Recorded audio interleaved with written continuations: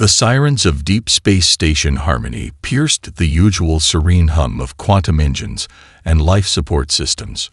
Across the vast diplomatic hub, representatives of 17 galactic species froze in their tracks as red warning lights bathed the pristine white corridors in an ominous glow. High Counselor Stittle's crystalline appendages trembled as they activated the emergency broadcast system. Their translucent form reflected the pulsing alerts as they addressed the station's occupants. Attention all diplomatic personnel. This is a Class 1 emergency alert. A human vessel has engaged its targeting systems in Sector 7. This is not a drill. Please proceed to your designated safety zones immediately. In the Council's observation chamber, the massive holographic display showed a human ship, sleek and purpose-built, its profile unmistakable against the backdrop of stars. The HSV Mercy hung in space like a predator poised to strike, its mysterious arrays extending from its hull like the talons of some great cosmic hawk.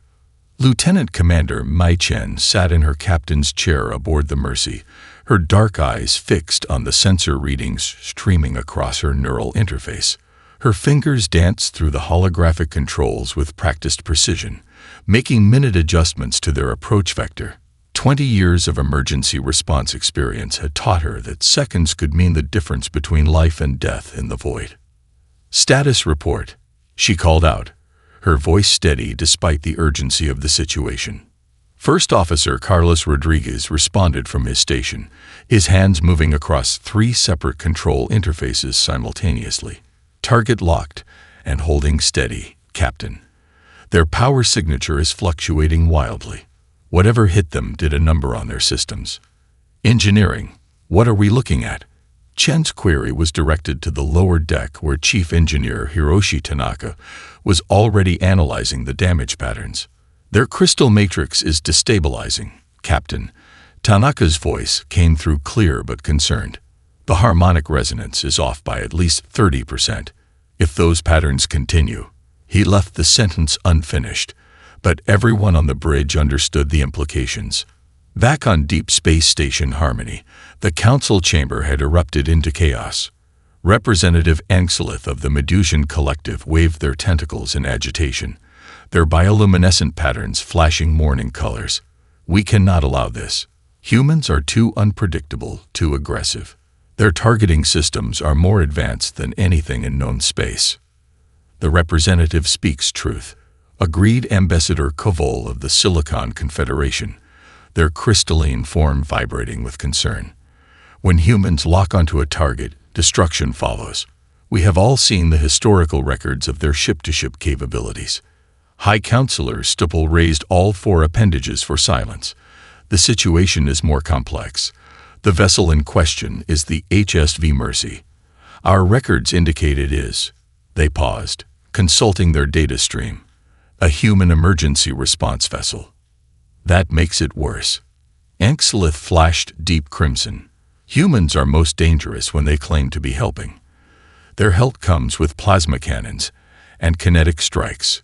On the Mercy's bridge, Dr. Aisha Patel rushed in from the medical bay, her dark hair escaping its usual neat bun. "Captain, I've analyzed the biological signatures. We've got 300 souls aboard that ship, mostly families. Their life support is failing systematically." Chen nodded, her expression focused. "Time to critical failure." 38 minutes, 17 seconds, Rodriguez reported, his brown eyes never leaving his displays. "The crystal matrix is deteriorating faster than initial projections." "Plot an intercept course," Chen ordered. "All hands, this is a code-red rescue operation. Deploy emergency protocols and prepare for immediate engagement." As the Mercy's engines flared to life, the Council observation chamber erupted in fresh panic. The human ship was accelerating, its powerful drives pushing it to emergency speed. To their alien observers, its approaching form looked like nothing so much as an arrow aimed at the heart of their sector. But aboard the Mercy, Captain Chen had only one thought: "Not on my watch." No one was dying today. not if her crew had anything to say about it. The Star Wanderer tumbled through space, its crystal matrix core pulsing with an irregular rhythm that made Engineer Tanaka wince. Through the Mercy's high-resolution scanners, the damage was clearly visible. Micrometeorite impacts had shattered key harmonic nodes across the vessel's hull, disrupting the delicate resonance patterns that kept its passengers alive. "Captain, I'm reading 312 life signs," Dr. Petal reported, her fingers flying across her medical interface. "Mostly Proxima Beta civilians. Their biological patterns are showing signs of extreme stress. The children are particularly vulnerable to temperature fluctuations." Lieutenant Commander Chen leaned forward in her chair, studying the holographic representation of the refugee ship. "Carlos, give me a detailed scan of their crystal matrix configuration." Rodriguez's hands danced through the air, manipulating the sensor arrays. "It's an older model, Captain. Series 7 crystalline architecture. The main problem isn't just the physical damage. Their harmonic stabilizers are completely out of sync." On Deep Space Station Harmony, the Council's emergency session had devolved into a heated debate. Ambassador Kavol's crystalline form vibrated with increasing intensity as they addressed their peers. "The humans are scanning the vessel with unknown technologies. We must intervene before they acquire more of our crystalline secrets." High Counselor Stuttle's appendages waved for attention. "The vessel in distress carries refugees from your own system, Ambassador. Does their survival not outweigh technological secrecy?" "You don't understand." Kavol resonated frantically. "The crystal matrix technology is beyond human comprehension. Their attempts to interface with it could shatter the entire system." Back on the Mercy's bridge, Tanaka's voice crackled through the comm system. "Captain, I think I found a solution, but it's going to be risky. The crystal matrix operates on quantum harmonic principles. If we can match our shield frequencies to their resonance pattern, we could stabilize their system long enough for evacuation." Chen finished, catching on to the engineer's plan. "But one wrong frequency, and we could accelerate the deterioration." Tanaka confirmed grimly. "We'd need perfect synchronization." Dr. Patel spoke up from her station. "There's something else, Captain. I'm detecting significant neural activity from the crystal matrix itself. It's not just a power system. It's partially organic. The refugees aren't just using it. They're connected to it." Chen's eyes narrowed as she processed this new information. The situation had just become even more complex. A mistake wouldn't just destroy the ship's systems. It could harm the refugees on a fundamental level. "Isabella," Chen called to environmental specialist Santos, "can you get a reading on their atmospheric conditions?" Santos, who had been quietly running simulations, looked up from her station. "It's not good, Captain. The crystal matrix deterioration is affecting their environmental systems. Temperature is dropping rapidly, and their atmospheric mix is becoming unstable. We have maybe 30 minutes before conditions become lethal for the children." The council chamber erupted in fresh chaos as the Mercy extended its shield arrays. To the alien observers, the human ship's energy patterns looked almost identical to weapon systems they had seen in historical records of Earth's past conflicts. "They're powering up their attack systems." Anxlith's tentacles writhed in alarm, their bioluminescence flashing warning patterns. But Ambassador Kavol had gone suddenly still, their crystalline form catching the light in a complex pattern. "No, those energy signatures. They're attempting to match our harmonic frequencies, but that's impossible. No non-crystalline species has ever." On the Mercy's bridge, Chen made her decision. "Tanaka, begin frequency matching. Dr. Patel, prepare the medical bay for crystalline physiology. Rodriguez, plot us a course that keeps us in their quantum wake. Santos, start adapting our environmental systems."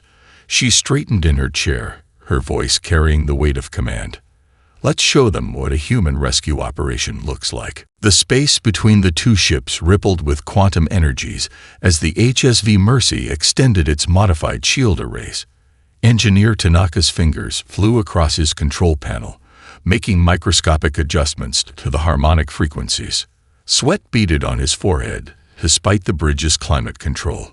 First resonance lock established, he reported, his voice tense with concentration. Moving to second frequency band.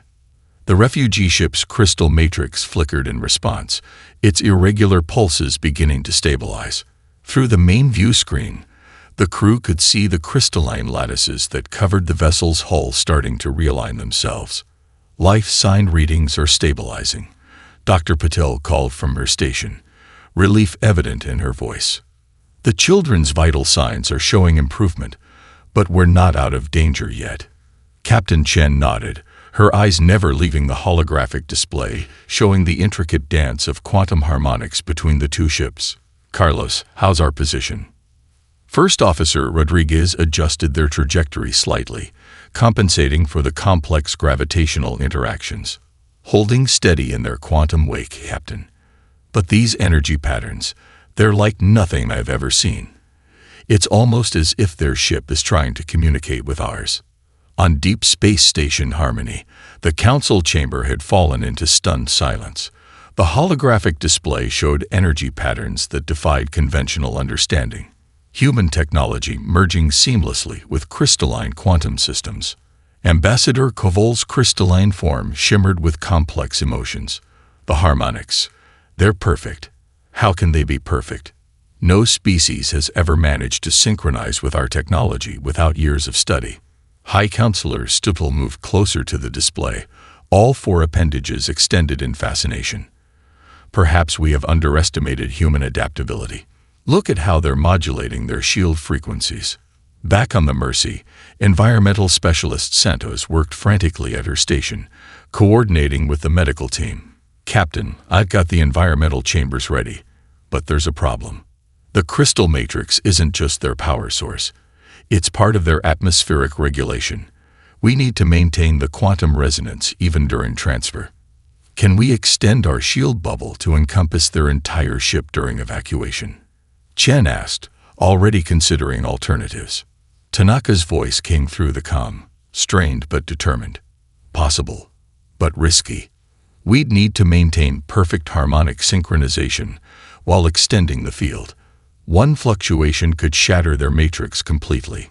Their hull structure is beginning to show signs of stress, Rodriguez reported, his hands moving across multiple control interfaces.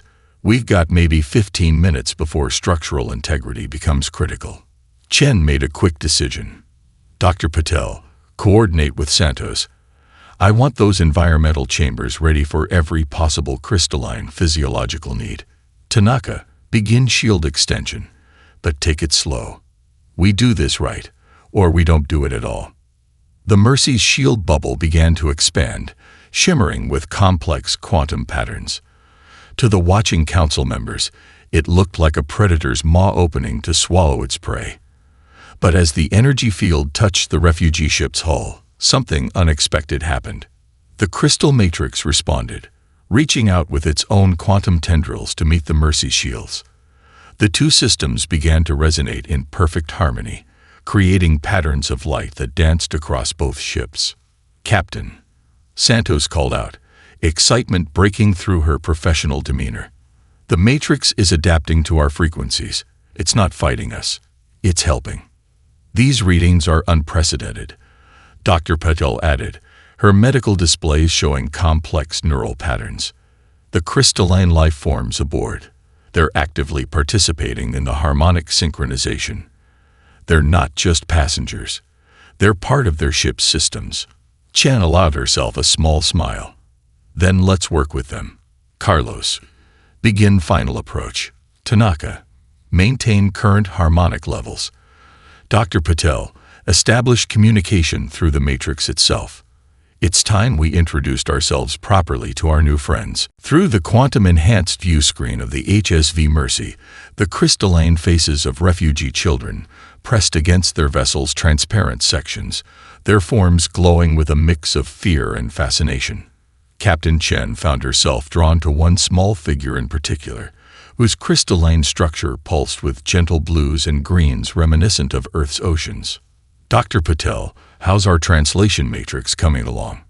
Chen asked, her eyes still fixed on the child. The xenobiologist's fingers danced across her neural interface, adjusting parameters in real time. The crystal matrix is actually helping us, Captain. Their language isn't just sound. It's a combination of resonant frequencies and light patterns. Fascinating, really, the way they've evolved too. Doctor, Rodriguez interrupted gently, a small smile playing at the corners of his mouth. The translation. Right, sorry, Paddle refocused. We're at about 80% comprehension. Their basic emotional patterns are remarkably similar to human brainwaves, just expressed through crystalline structures instead of neural pathways. Environmental specialist Santos called up from her station. Environmental chambers are ready.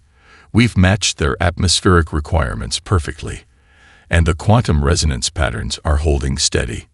The first real test came as the Mercy extended its docking tunnel toward the refugee ship. The crystalline structure of the Star Wanderer seemed to reach out in return, its lattices reorganizing to create a perfect seal with the human technology. That's impossible. Ambassador Koval whispered in the council chamber, their own crystalline form vibrating with disbelief. The molecular bonding.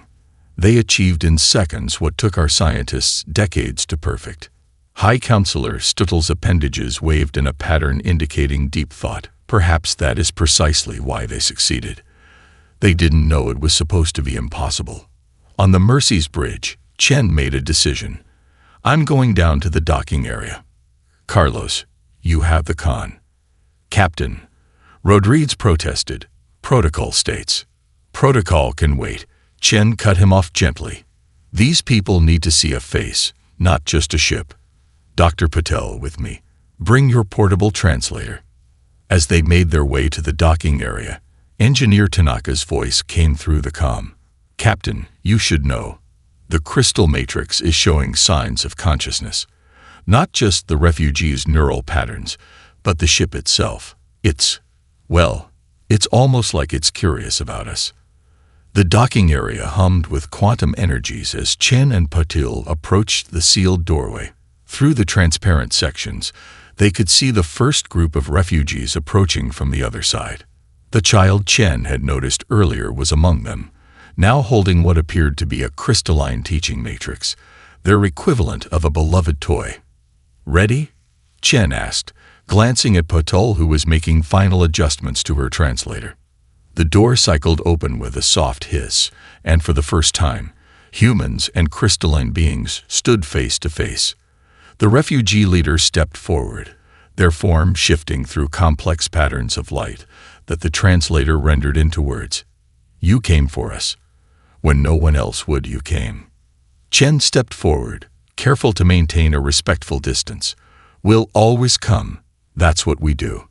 The translator converted her words into harmonics that rippled through the crystalline being's forms. The child with the teaching matrix moved forward suddenly, their form pulsing with the color of questions. They held out their crystalline toy, which projected a simple image, a human ship, drawn in light, with mathematical symbols indicating speed and distance. Dr. Patel's translator took a moment to process the child's next harmonic pattern. How did you know how to speak to our ship? Even our own people struggle with the ancient matrices. Chen knelt down to the child's level, her smile reflected in 1,000 crystalline facets. Sometimes the best way to understand something is to stop thinking it's impossible. Now, would you like to see how we prepared your new rooms? We tried to make them feel like home. The child's form brightened considerably, and as they reached out to take Chen's offered hand, their crystalline surface adapted its temperature to match human body heat. The simple gesture spoke louder than any translation could.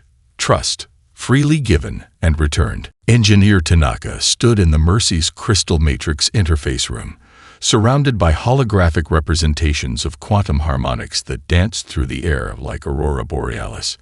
His hands moved through the patterns with practiced precision, adjusting frequencies that most species believed impossible to manipulate. The main crystal core is responding better than expected, he reported, his voice carrying a note of excitement that made Captain Chen smile. It's not just accepting our modifications, It's learning from them.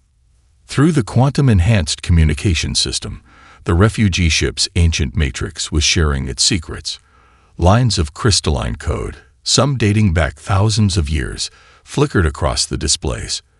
Dr. Patel worked alongside Tanaka, her xenobiology expertise proving invaluable in understanding the organic components of the system. Look at this, she pointed to a particular sequence. The matrix doesn't just store information, it evolves it.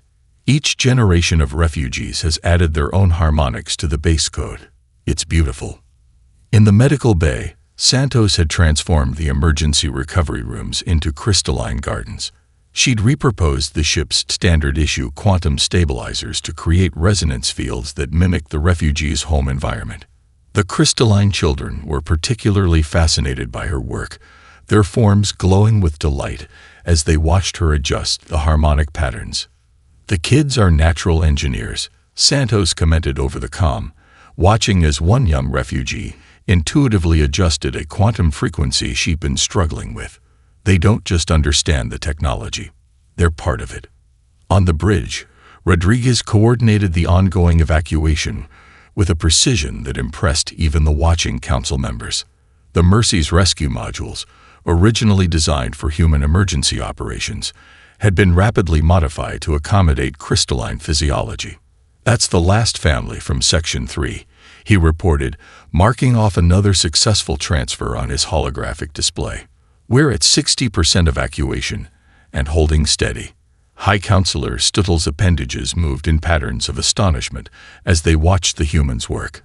"They've achieved more progress in understanding our crystalline technology in hours than other species have in decades." "It's not just understanding," Ambassador Cavol admitted, their own crystalline form resonating with reluctant admiration. "They're improving it. Look at how they've merged their quantum field technology with the ancient matrices." Back in the interface room, Tanaka had made a breakthrough.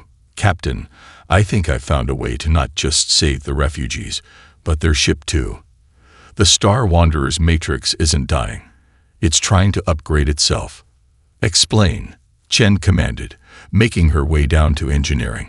The display showed a complex pattern of interweaving quantum signatures. "The meteorite impacts didn't just damage the ship," Tanaka explained, his hands moving through the holographic representation. "They introduced new elements into the crystal structure. The matrix has been trying to integrate them, but it didn't have enough power to complete the transformation." Dr. Patel's eyes widened as she understood. "The system isn't failing, it's evolving. And our rescue attempts. We've been providing exactly the energy catalyst it needed," Tanaka finished. "Captain, with your permission, I'd like to try something unconventional." Chen looked at the eager faces of her crew, then at the grateful glow of the refugee children in the medical bay. "Engineer Tanaka, in my experience, unconventional is when humans do our best work. Proceed." As Tanaka initiated his modifications, the Star Wanderer's crystal matrix began to pulse with new life. The damaged sections of hull started to regenerate, but in a form never before seen, a perfect hybrid of human quantum technology and ancient crystalline wisdom. Through it all, the refugee children watched in wonder, their forms glowing with the same colors as the Mercy's rescue lights. In their presence, the boundary between organic and technological, between rescuer and rescued, began to blur into something entirely new. The Mercy's cargo bay had transformed into a shimmering garden of crystal and light. Environmental specialist Santos stood back, admiring how the quantum resonance fields created perfect crystalline growth patterns along the walls. Refugee families gathered in small clusters, their forms casting rainbow refractions across the modified space. "The atmospheric harmonics are holding steady," Santos reported to Captain Chen, who had come down to check on their guests personally. "The children have actually helped us fine-tune the resonance frequencies. They sense patterns we can't even measure yet." Near one of the quantum field generators, a young crystalline being held court with several human crew members. The child's form pulsed with storytelling colors as Dr. Patel's translator converted their harmonics into words. And that's why we sing to the matrices during the stellar dawn, the child explained, their form flickering with educational patterns. The crystals remember the songs, you see. They grow stronger with each new harmony they learn. Rodriguez, taking a brief break from bridge duties, sat cross-legged among the children. Like data storage, he asked, genuinely fascinated. Or more like programming. The child's form sparkled with what the translator identified as laughter. Like family, they corrected. The matrices are part of us, and we are part of them. Just as your ship is part of you, yes. In the medical bay, Dr. Patel worked with the refugee healers, exchanging knowledge about their respective medical technologies. The crystalline medical practitioners were particularly intrigued by human neural patterns. Your bodies conduct electricity much like our matrices conduct harmonics, one healer observed, their form shifting through scholarly patterns. Perhaps this is why you adapted so quickly to our technology. You already think in wavelengths. Engineer Tanaka's voice came through the ship's comm system, excitement evident in his tone. Captain, you need to see this. The Star Wanderer's matrix has completed its evolution. Well, you should come look for yourself. Chen made her way to the engineering interface room, where the holographic displays showed something remarkable. The refugee ship's crystal structure had completely reorganized itself, incorporating the quantum technologies the Mercy had introduced. The result was a hybrid system that pulsed with new possibilities. It's beautiful, Chen breathed, watching the intricate dance of light and energy. It's more than that, Tanaka explained, his hands moving through the holographic patterns. The matrix didn't just heal itself, it learned. It's created a whole new form of quantum crystalline architecture, one that's compatible with both our technologies and their traditional systems. On Deep Space Station Harmony, the council chamber had fallen into a contemplative silence. The holographic displays showed the ongoing cultural exchange aboard the Mercy, as humans and crystalline beings shared meals, stories, and knowledge. Look how the children approached the humans without fear, Ambassador Cavol noted, their form resonating with wonder. They sensed no barriers between species. High Counselor Stuttle's appendages moved in a pattern of agreement. Perhaps this is what we've been missing in our diplomatic efforts. The humans don't see differences as obstacles to be overcome. They see them as opportunities to grow. Back on the Mercy, the cargo bay had become a celebration of connection. Someone had programmed the quantum field generators to pulse in rhythm with the crystalline being's natural harmonics, creating an impromptu light show that delighted both species. Santos watched as a group of human children from the crew's families joined the refugee children in a game that somehow combined human hand-clapping with crystalline light patterns. No translation was needed. The language of play transcended species barriers. You know, she said to Chen, who had returned to observe the interactions, when we launched this mission, I never expected to help create an entirely new form of cross-species cultural exchange. Chen smiled, watching as the children's game grew more complex, incorporating elements of both cultures into something entirely new. The best rescues, she replied, always save more than just lives. Quantum communication channels across the galaxy lit up with unprecedented activity. The news spread faster than light itself. A human emergency vessel had not only rescued hundreds of crystalline refugees, but had achieved breakthrough integration with their ancient technology. In the council chamber, High Counselor Stuttle found themselves addressing an emergency session, attended by representatives from over 50 species. The holographic displays showed recorded footage from the HSV Mercy's rescue operation, drawing gasps and murmurs of amazement from the assembled delegates. What you are witnessing, Stuttle explained, their appendages moving in patterns of emphasis, is not just a rescue. It is a paradigm shift in interspecies relations. Ambassador Cavol, who had initially opposed human intervention, now stood before their peers with their crystalline form resonating pride. My people have guarded our matrix technology for millennia, believing it too complex for other species to comprehend. We were wrong. The humans didn't just understand it, they helped it evolve. On the Mercy's bridge, Captain Chen reviewed the incoming communications with a mixture of amusement and pride. Reports were flowing in from across known space, each describing similar incidents. Human ships appearing at moments of crisis, their targeting systems locking onto endangered vessels not to destroy, but to save. "Captain," Rodriguez called from his station, "you might want to see this. We're receiving recognition signals from ships across the sector, not just civilian vessels.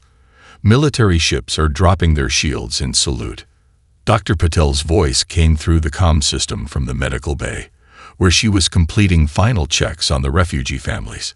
"The crystalline children have started teaching our crew their traditional songs. The ship's quantum field harmonics are actually amplifying the melodies. It's quite beautiful." In engineering, Tanaka worked alongside crystalline technicians, documenting the unprecedented merger of technologies. The Star Wanderer's evolved matrix had become a template for a new form of quantum architecture, one that bridged the gap between organic crystalline systems and human engineering. "Look at these resonance patterns," he explained to a group of visiting engineers from nearby systems. "The matrix doesn't just store information anymore, it grows with it. Every interaction makes it stronger, more adaptable." Environmental specialist Santos had her own breakthrough to report. The modified cargo bay's quantum fields had started producing new crystal growths, perfectly adapted to house both crystalline and human biological patterns. "It's like the ship itself is learning how to accommodate different species," she observed, watching as refugee children played among the growing crystal formations. The Council's scientific division was in an uproar. Centuries of established theories about species compatibility and technological integration were being rewritten in real time. The footage of human children and crystalline youngsters playing together, their laughter and light patterns harmonizing perfectly, became the most shared quantum transmission in recent history. Perhaps, one council member suggested, their plasma-based form flickering thoughtfully. "We have been asking the wrong questions. We sought to understand how humans would fight, when we should have been watching how they help." Back on the Mercy, Chen received a priority communication from Earth Command. She expected questions about protocol violations or concerns about technological exposure. Instead, she found herself looking at a new directive: the establishment of a joint human crystalline rescue training program. "Your actions," the message read, "have opened doors we never knew existed. Sometimes the best way to learn about each other is to save each other." As she read the message, Chen watched through the bridge viewport as another human rescue ship dropped out of quantum space nearby. The vessel's captain had diverted from their patrol route after hearing about the Mercy's breakthrough, eager to learn the new rescue protocols. "Send them everything we've learned," Chen ordered, a smile playing at her lips. "After all, the more of us who know how to help, the better our chances of being there when we're needed." 3 cycles later, the graduation ceremony at the newly established Galactic Emergency Response Academy sparkled with crystalline light.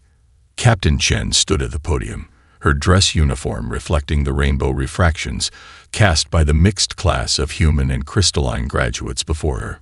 "When we first launched the HSV Mercy," she began, her voice carrying across the chamber, "we had no idea we were about to change the way the galaxy thinks about emergency response. We were simply doing what humans have always done, helping because we could."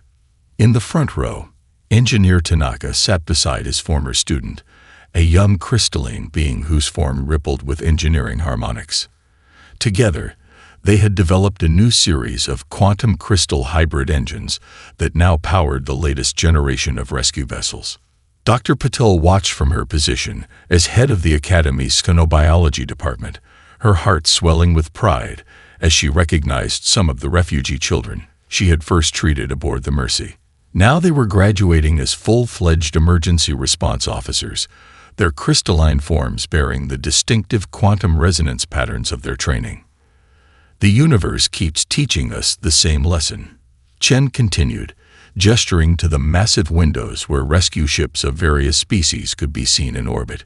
"The most powerful force in any galaxy isn't our weapons or our defenses. It's our willingness to reach out when others need help. In the diplomatic section, High Counselor Stiffel's appendages moved in patterns of approval as they observed the ceremony alongside Ambassador Cole. The crystalline ambassador's form glowed with particular pride. Their own child was among the graduates, having been inspired by the Mercy's rescue to pursue a career in emergency response. Ready for the demonstration, Rodriguez, now a training instructor, asked over the comm system. At Chen's nod, he gave the signal. Outside the Academy's windows, the assembled rescue fleet began a coordinated display. Human ships extended their modified quantum shields, crystalline vessels pulsed with harmonic energy, and vessels of a dozen other species added their own unique technologies to the mix. The result was a spectacular light show that symbolized the new era of cooperative rescue operations. Environmental Specialist Santos, watching from her new position as head of Sino Environmental Systems, smiled as the quantum field generators she had helped design synchronized perfectly with the display. The technology that had once been used solely for emergency life support now created spaces where any species could live and work together comfortably. 3 cycles ago, Chen continued, a single distress call changed everything. Today, when any ship in the galaxy locks onto a target, no one panics. They know help is on the way. She paused, looking at the diverse faces before her, and that help might come from any species, using technology that none of us could have created alone. The Star Wanderer, now fully evolved and serving as a training vessel, orbited majestically above the Academy. Its crystal matrix technology had become the foundation for a new branch of quantum physics, one that merged the best aspects of human innovation with ancient crystalline wisdom. As you graduate today, Chen concluded, remember this. The greatest discoveries often come not from seeking knowledge, but from seeking to help others. When we launched that rescue mission, we weren't trying to revolutionize quantum physics or change galactic politics. We were just trying to save lives. The ceremony concluded with a traditional crystalline light song, its harmonics carried through human-designed quantum fields and amplified by the Academy's hybrid systems. The melody, ancient yet made new through cooperation, spread across the stars, a reminder that in space, no one need face danger alone.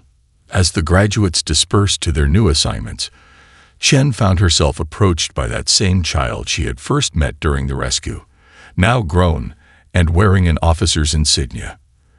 The young crystalline being's form glowed with the same colors as the Mercy's rescue lights as they asked, "Captain, do you remember what you told me when I asked why humans rush toward danger instead of away?" Chen smiled, remembering that crucial moment of first contact. Because everyone deserves a chance to see tomorrow. The young officer's form brightened. Today, thanks to you, the whole galaxy believes that too.